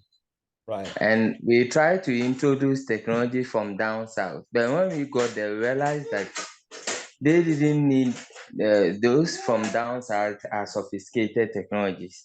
Right. So anytime we mention, they will reject. And we found ourselves in hot water. So if we look at the inclusion of the actors or the target beneficiaries, you will serve their needs. But if you ignore them and go about it, you'll be in trouble.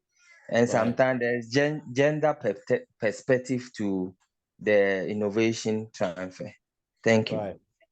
Thank you very much. And you see, this is why I wanted the question and answer entirely, because you are bringing out things that I'm going to speak to that are really important, and therefore, and I know that some of you have done things that are relevant in this area that you share that to actually make what would I say give practical example to some of our colleagues or some of us on the call. So let me go to So when you finish speaking, can you lower your hands? Daniel, can lower your hand. I know Ronick Rogers. Yes, thank you. Thank you. This is Rogers from Kampala, Uganda, from Makerere University. Right. Yeah, I personally, I really do like GESI because even here in Uganda, we also try to apply that, especially to try to remove these barriers of discrimination towards women, you know, and also having some vulnerable people taking part in research projects, especially disabled people, indigenous populations, you know, refugees and some migrants and something like that. So I think this plays a very key role when you're maybe in a field out there looking for data to help really move on with your research. Over to you. Thank you. Thank you very much. So, yes, I like the interaction. Who else? Let's do the last one and then we continue. In fact, I wanted this section to be a lot more interactive. I didn't want to be, I felt at this point I'll be tired, so I should make it more interactive. But also I felt that at this stage I should make it interactive because a lot of you have done work or are doing work in that area that will show, give us example. So one more and then I'll continue. Anybody? Any example? Okay. So I just yes, GESI, understanding, we've looked at it, yes, gender equity, social inclusion. So in other environments where I've interacted with some people, usually the GESI or GESI is taking, and the first aspect of it is the gender that is even considered. Even though the gender aspect, what is considered here is looking at the involvement of women. But when you look at gender, gender goes beyond men and women. Even amongst women, there are some who are under represented or marginalized, because you can have educated women and uneducated women, or you can have women who are located in the places, I don't want to say urban and rural, but sometimes you can reduce it to urban and rural, because in the urban places, they are more exposed to opportunities and facilities than the rural areas. So if gender goes beyond just, women and men. It goes to look at what we call intersectionality. Intersectionality here talks about even amongst women, there are people, religion can be an intersectional issue because some religious groups allow women to be a lot more, I should say, freer or relaxed in terms of what they can do or not. Some religious organizations are a lot more conservative in terms of what women should do or shouldn't do. So that is one. Level of education, socioeconomic level. These are issues when we talk about even an agenda can bring about issues of people that can be marginalized. And then you look at the equity dimension of, okay, access to resources, access to opportunities. Not all women have the same access. Of course, we always reduce it to men and women because historically, men have been advantaged, and so forth. We focus on men and women. But even when we look at within men, not all men have equitable access.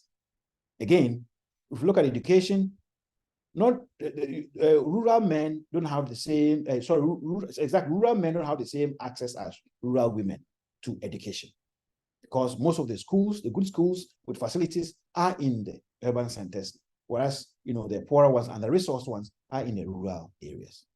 So again, we want to look at social inclusion because we don't want to leave anybody.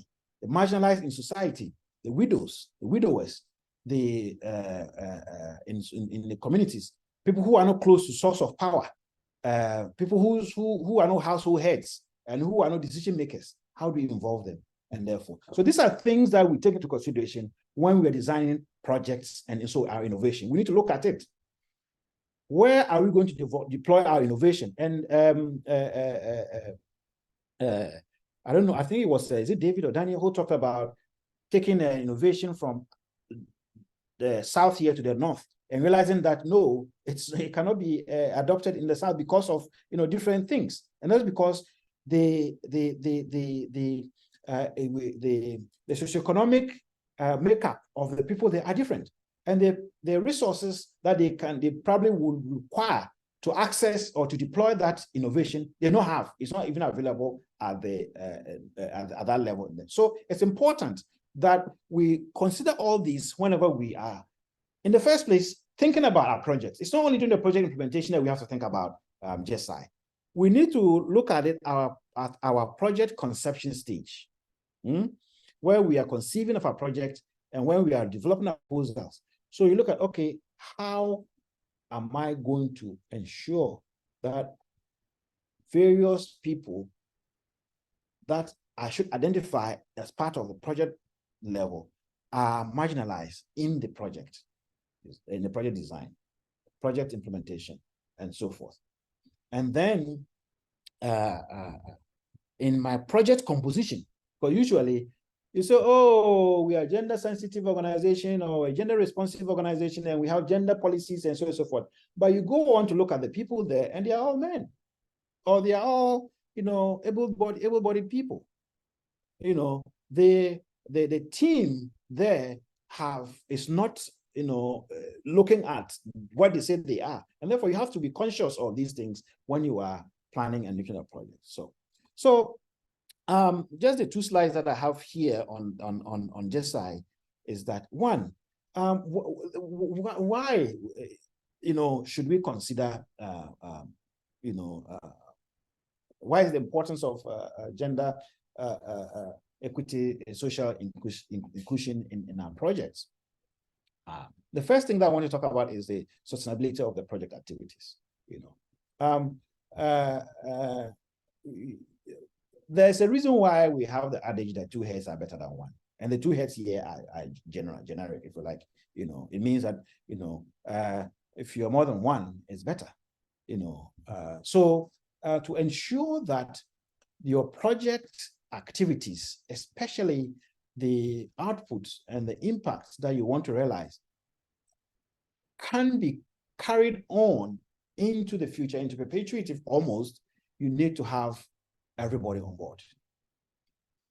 In fact, when I was speaking, I forgot to mention that as part of considering the GESI, you need to look at the youth and you need to look at the elderly in all of this. So you need to look at the society in a whole, as especially having deliberate intent to involve those ones that are often recognized as marginalized in the society, those that are often left out when decisions are being made, those ones that are ostracized in society, and to ensure that the whole of society, or the whole of the people that you want as your target group to embrace your project or the activities you want to roll out, you need to ensure that you have a GESI perspective. Now, it's important to also have GESI considerations because empowerment of project beneficiaries, your partners, your members. Yes, there's a reason why we say that some groups of people are marginalized. They are marginalized because they do not have the capacity to participate. And therefore, if you make deliberate effort to put them or to bring them on board the project by way of inclusion from the beginning, you are also making conscious effort to build their capacity to be able to participate. You're not only bringing them or adding them on board so that you can count them when you are reporting to your donor or to your funder that, yes, I have so and so number of women, so and so number of persons living with disability, or so and so number of aged, so and so number of youth. No. Yes, that is part of it. But for me, the critical aspect is that what is the level of their participation in the project? You're right. And the level of participation will depend on how you have empowered them to be able to participate. And therefore, empowerment is important in the GESI aspect of your project. And therefore, you need to do that. And therefore, in the end, what you do is that you're empowering the marginalized groups to be able to participate, not only in your project activity, but in other projects or activities that may be coming in their area or their geographic area. The third point that I would like to point out in terms of the importance of GESI is that, our project or our activities, whether research project, innovation projects, right, are supposed to be meaningful and to fit into the real world context in which we live. And in the real world, as I mentioned, we have the abled and the disabled, or the people living with disability, or we have the mighty and the meek in terms of strength. And therefore, we shouldn't treat everybody as equal. We need to understand that in a society, there are power relations, power dynamics. And where the power dynamics are played, there are some people who, by nature of the design of that space, that social space, right? Some are disenfranchised by way of their voice, by way of their benefits of the proceeds of the project. Therefore, we need to ensure that our projects, whether research or innovation, fit the real world context, which is the fact that the real world context is made up of people of different backgrounds. We need to take that into consideration and include as many as we can the diverse group of people that we find in society, in our project, and so forth. And these are things that should be achieved by way of our GESI policies or GESI strategies that we roll out as part of our project implementation. And as I mentioned, not only in the project implementation, but during the project design in the first place.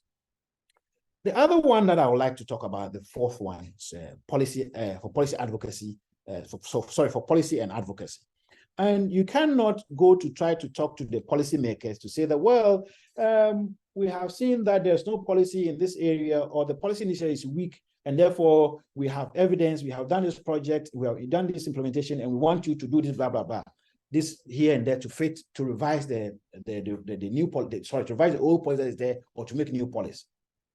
When you yourself, in terms of your project, what you've done, you were not, or you did not consider other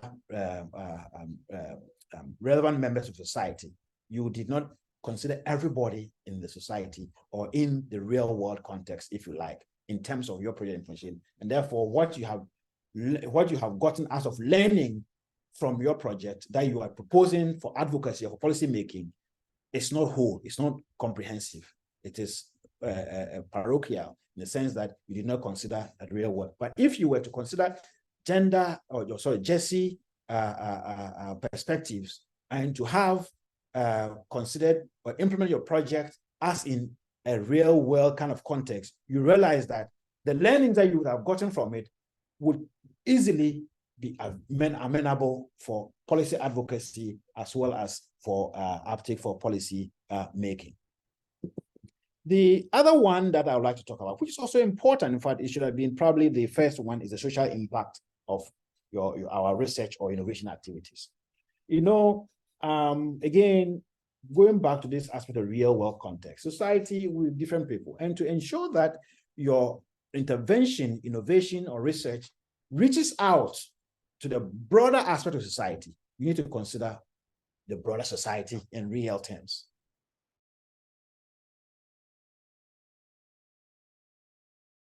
With these farmers.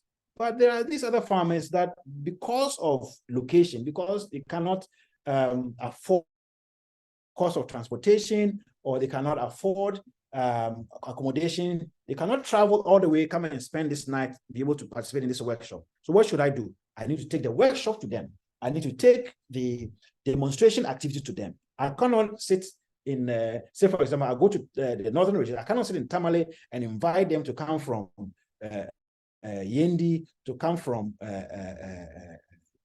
Diari, or even Fufusu, to come and participate in my technology transfer. Although it may be free, I need to make effort to reach out so that the impact can be broader, can increase beyond the usual suspect, if you like, that have always been participating in the project activities. And then also, based on this, then, because we want to ensure or achieve social transformation by way of poverty alleviation, increasing literacy, and also creating jobs, you know, when everybody or a lot more people are involved, we will be seeking to be transforming society in terms of what we are doing by way of innovation and research. So, ladies and gentlemen, this is where I bring my presentation to an end. And so I would like to now pause now for any questions, any contributions, anything you would like to add, you know, here and there. And as I said, this was, in fact, initially what I wanted to make this a lot more interactive, but I figured out that it would be too much. It would take a lot of time. So, ladies and gentlemen, thank you for your audience, and open for your questions. Thank you so much, Dr. Gordon. I mean, this has been informative. At this point, if you have any question, this is where you can get to ask any questions right from the beginning till now. You can put up your hand, then we can call you.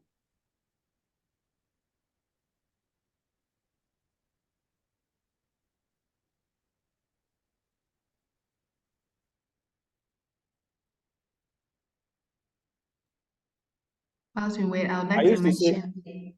I used to say that. Say again. We are listening, please. Yeah, I used to when I used to teach, I used to say that, well, if I finish and you don't ask a question, it's either you have perfectly understood what I said or you're confused. So even if you are confused, it's nice to share what you're confused about. And if you perfectly understand, it'd be good to share one or two things that you understand so that somebody who doesn't understand will get it. So if we can have one or two volunteers to do one of these, that'll be perfect. So we can, so I know that, yes, I have said something meaningful today.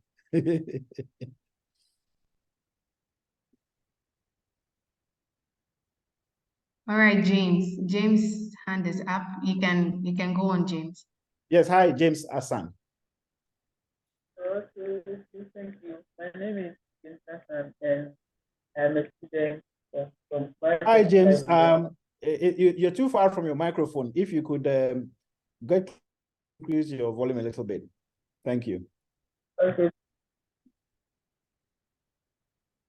Hello, please, can you hear me? Yeah, it's better. Okay. Okay, so I'm a student from Commercialisation University. Yeah.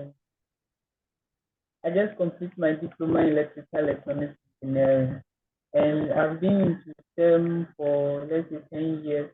So where we use innovations and ideas, so let's say science, technology, engineering, art, and mathematics, and to come up with projects. And now that I'm done with diploma in electrical electronics engineering, and for everything that you said, I want to know if there is a way that I can, build up myself to feel, or let's say how I could further my education based on the topic of today, what you said. I don't know if I'm clear on what I'm saying. Okay. I think I've heard a bit of what you said. The sound was a bit muffled, but if I may. So you said that you have a diploma in engineering, electrical engineering, and one, you would want to improve on your skill set. Two, you are wondering where you could apply your skill set. And three, I think again, further education, right? And where I can put up a structure, or let's say something. So if let's say I want to become an entrepreneur, with all the skills that I have, how can I get to talk? Right. So good. So one of the things that I mentioned earlier on that I know that the NEIP, National Entrepreneurship Innovation Program, has been doing is supporting startups, startups or if you are an MSME, like a micro, small scale, enterprise, they support that a lot. And what you would be required to do is to register an entity and to have an idea that you want. And the idea, based on your background, if you identify that, look, in my district or in my country, Ghana, I suppose you're in Ghana, in my country, there is a need in a specific area that has not been met. And you, as I mentioned, you've done some feasibility by way of some small research here and there to say, well, there's a market for it, and therefore I can make business out of it. Yes, you put out your ideas together and you pitch with the NEIP. The NEIP, the National Entrepreneurship Innovation Program, you Google their website, it's there, and they have various kinds of support. Same with the Ghana Enterprise Agency, support for MSMEs. MSMEs can be an individual who's now trying to start their own business or existing business and so forth. So this is how I can support. The other one too is, for example, as I mentioned, if you don't have a LinkedIn account, you can create a LinkedIn account, build a good profile, and try on LinkedIn, follow organizations, reputable organizations in the field that you are interested or want to go. And they always have opportunities that they announce. And so by that, you will see the opportunity out there, and you see where the job market, if you want to enter the job market, where the opportunities are to enter the job market, so that either you can then submit your applications or shape your skill set by way of taking, as I mentioned, there are free online courses there to build your skill set. And as I said, I provided a few here that you can follow up on, but also there are a lot more that you can just Google search and try to read reviews about, learn a lot about them to enroll in, to build your capacity so that you can enter the job market and so forth. So this is what I think I can add up to your list. Otherwise, also, when you get the slides, you can send me an email, and I'll be happy to get back to you. Okay, sir. Thank you. Yeah. Thank you, James. Okay, Barnabas? Before Barnabas asks his question, I would like to mention that at the end of this session, we would like that you put on your videos or a quick picture, and then we can go off. Yes, so Barnabas, you can go on, please. Okay, thank you. Good afternoon, Doc. Thank you for a very good very good presentation. My name is Barnabas, and I am in the field which you had just spoke about. I do data collection. My firm is a data collection firm. We've been doing a lot of work for some time now. I only just wanted to contribute to what James was asking. As a student, where to start, what are the areas you should focus. I think Doc made mention of a lot of free tools, and I think it's really a very good area for people who are starting to look into. Instead of just studying several tools, I would advise you just pick only one that you are really excited or interested about, and then you master it. If you're able to master that tool, then you can present that as a service to a company or to an individual, or even assist someone. Then through that, you can gradually build yourself or build your portfolio to be able to either start something on your own or to be able to serve more clients. Speaking from experience, I started my research company when I was in the university, second year in the university. I did maths and statistics, so I decided to just master SPSS, which is one of the key tools for research analysis. And after mastering it, I noticed that a lot of people really need help in that field. And through it, I'll be able to set up a business that I've been running for the past 10 years. And I think that of course, I've learned the other tools as well, ODK, the Kobo Collect, and all the other tools. That comes after you have mastered at least one of them that you can use to solve a need. So I think that is something that you should do. NEIP and other support agencies are available, but then it's always good when you have something on your own, so that when you approach them, then they will know that, okay, this is what you are doing and this is how we can help. So my advice to the young man is just look at all the options that are online, just search and just take one and master it, and then try to reach out to somebody who can need your service. I suggest you look around, mostly around you. It might be a consultant or maybe a researcher like Doc, who probably he needs some certain assistance or something that maybe your department or something that is closer to you. That is actually the area that most of us normally ignore. You start serving the people around you, then they will recommend you, and then you gradually expand. If you start thinking about working with international organizations in your first 1 week of starting, it's going to be impossible. But then with time, then you'll be able to get in the right network and the right people. Thank you. Right. Yeah, absolutely. Thank you very much, Barnabas, for this. And of course, SPSS is proprietary software. So it's good. I use SPSS. In fact, that's the one I know too well. So again, to put this in a bit of context as well, so you cannot do research or you cannot just do the data collection alone, right? Unless somebody's contracting you just for the data collection. But if you look at what I've presented, for example, for data collection, you can pick one. Data analysis, you pick one, and then you put the two together. And then writing. Because in the end, the value chain of the risk, the data collection and analysis and writing, if you have that full as a set, you can and you can learn them at the same time if you have time, especially if you are not fully engaged in employment. It's something you can dedicate your time, half of your time that, and half of the time also looking for a work, for a job. It's something you can achieve. So that's what I just wanted to add to it. I think Gameli has his hand up. Barnabas, if you may lower your hand.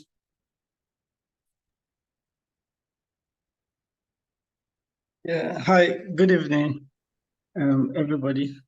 So my name is Gameli. I'm from Riser, and Barnabas is an old friend of mine from uni. So when he was talking about his experience, I was planning to come in to talk that, yeah, he's really talking from real life experience. So it's worth listening to what he has, and then actually he went ahead to say it.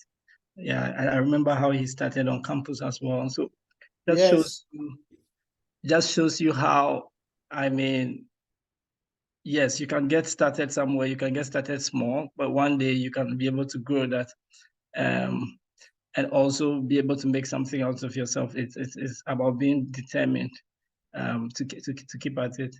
And I just also want to use the opportunity to thank Dr. Gordon for a brilliant presentation. It was very insightful. I learned a lot, and I also liked his focus on GESI as well, because it's actually one of the pillars of the RISA program as well. So it's worth getting it emphasized as once again. And I have a question for you. Maybe it's a little bit left field. Forgive me, but I think it came up in one of the earlier questions, which is around the coordination. Given your experience, what would you say, like, let's say 1 or 2 priorities that maybe as a country we need to focus on to improve coordination in our STI ecosystem? Yeah, sorry, Gameli, come again, the last bit, you said, give my experiences. Yeah, what would you recommend to be like the key steps, the key step, let's say 1 or 2, to improve coordination in our STI ecosystem in Ghana? Right. So one of the things that I always say is that, you see, in the past, as somebody who operates in the science, technology, innovation space, in the past, we have tried to have STI policies. These policies haven't, I should say, ruled out appropriately. Because if you have a policy, it's like just as a focus where you are galvanizing, so that you're not necessarily saying that all other activities or donors that have their funding should necessarily do what is in the structure, but it's like a strategy, a national strategy that sort of focuses in certain area. So having a strategy is important. Again, have an entity that ensures that such a strategy is implemented, monitors its implementation, and comes out with learnings that can be those learnings can be reinvested into a policy, a redesign of the strategy again for further implementation is important, which we don't. And I know in some countries they have the National Innovation Agency. Ghana, we are trying to have the Ghana, the GEC Center, Ghana Innovation and Research Commercialization Center, and so forth, in the offing and so forth. So yes, and that's why I mentioned earlier on that we can't say that there are no interactions, but there are interactions, but it's here and there. And so the steps really is to and I don't want to push. I am anti-government. I'm not saying anti-government. I'm against government, but I don't want to always say government must do this. That's what I mean. I'm anti-government. So I hope nobody understands me the wrong way. So what I'm saying is that it's about us, the actors, coming to realize that look, we have known for a long time that we have been doing things in an uncoordinated manner. It's for us, the actors in there, to continue to advocate, to say, look, we need this kind of things to be able to galvanize us together, because we are all running after what the proposals say they want us to do. You get my point? Yeah. If there is a national funding that says that this is where the focus is, then you're building capacity in that area. So if there's an external donor who is bringing money, and you can bluff because you have money from government that's giving you money to do what the government, the nation wants to do. But if you are focused on getting money to do your research, you are looking for what is there. And what is there is what the donor's agenda is. So we need a strategy, and we need the funding behind it to push it. Thank you very much. Yeah. All right. Thank you so much, Dr. Gordon. This session has really been insightful for me, myself, as a research assistant, And so I would like to mention that the next session will be on fundraising for research and commercialization with GESI. And it will be a good channel for us, for people to learn or understand fundraising strategies, how to develop effective funding proposals and those things. So I will share that information with the emails. If you have not put your email or your information in the link that I shared, can you do so? And then at this point, I would like us to put on our cameras so that we can take a quick picture.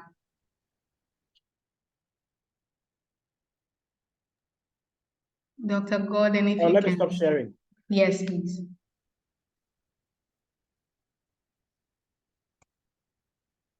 Yeah.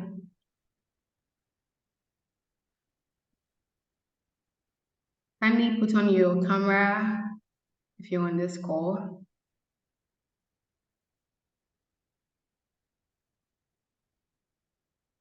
So I'd like to ask if Fafa, are you ready? We are ready for you. Richmond, I can't see your face.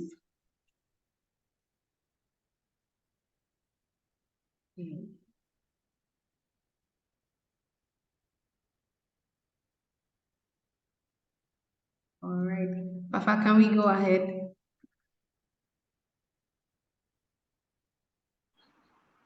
So in 3, 2, 1, everyone should smile.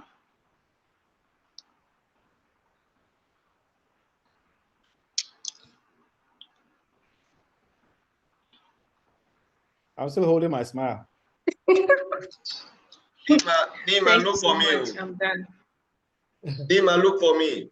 All right. Thank you so much for your time. I mean, this session has been insightful, and I would share the recording and the slides with you all. And thank you, and I'll see you next week. Bye. Bye. All right, bye everyone. Enjoy the rest of the day.